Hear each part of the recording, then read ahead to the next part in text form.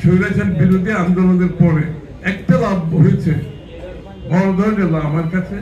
আমরা সবাই এই দিনগুলো এত কষ্টের মধ্যে অতিক্রম করেছি। আমি, আমার পরিবার, আমার আত্মীয় স্বজন, আমার বন্ধু বান্ধব, আমি একা না, যারা আছে এখানে সবাই এত কষ্টের মধ্যে আমরা দিনগুলো অতিক্রম করেছি।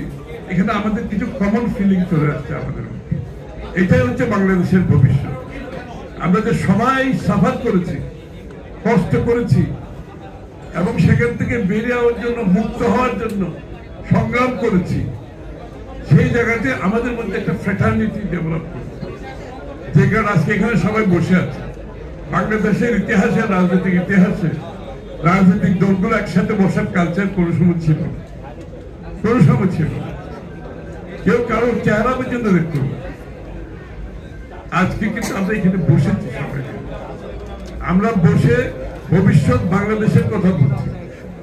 আমরা এখানে বসে আগামী নির্বাচনকে কিভাবে সুষ্ঠুভাবে পরিচালিত করে দেশে একটি গণতান্ত্রিক অর্ডার ফিরিয়ে আনবো, সেই লক্ষ্যে আমরা সবাই চলছি, যার যার অবস্থান থেকে অবশ্য।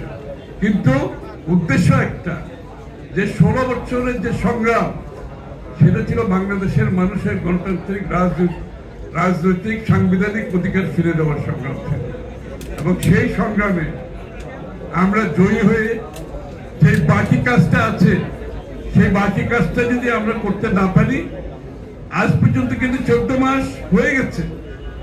হাসিনা পালিয়ে যাওয়ার পরে 14 মাস আমরা অতিক্রম করছি, আজ পর্যন্ত কিন্তু বাংলাদেশে গণতান্ত্রিক অর্ডার ফিরে আসে।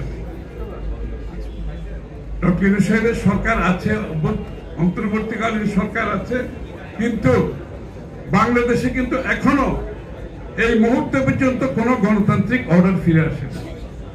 কোন, যার জন্য আমরা যুদ্ধ করেছি একটি নির্বাচিত সংসদ সরকারের জন্য, সেটা এখন আমরা পাইনি। এই জন্য আজকে আমরা সবাই ঐক্যবদ্ধভাবে আমরা জাতীয় সনদ সই করেছি, এবং সনদ সই করার পরে এখন আমাদের বাকি কাজ যেটা আছে, আগামী নির্বাচনকে সকলে ঐক্যবদ্ধভাবে অংশগ্রহণের মাধ্যমে বাংলাদেশে একটা গণতান্ত্রিক অর্ডার ফিরিয়ে আনতে হবে। এখন রাস্তার আন্দোলন নয়, এখন আন্দোলন হচ্ছে জনগণের কাছে আমাদেরকে যেতে হবে। আমরা সাংঘর্ষিক রাজনীতির দিকে যেতে পারবো না, আমরা হিংসাপরায়ণ রাজনীতির দিকে যেতে পারবো না।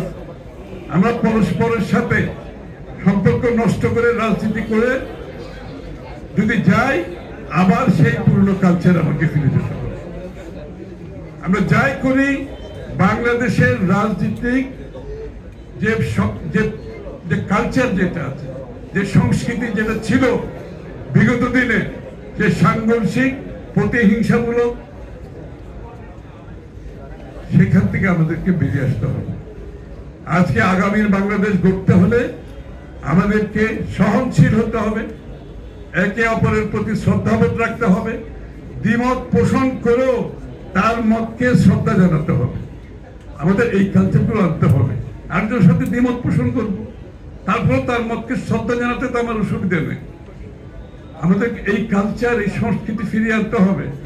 তা না হলে শত সংস্কার করেও, আপনারা যদি শত সংস্কার করে বাংলাদেশে কিন্তু সত্যিকার অর্থ গণতন্ত্র ফিরিয়ে এনে গণতন্ত্রকে প্রতিষ্ঠানিক রূপ দেওয়া যাবে না।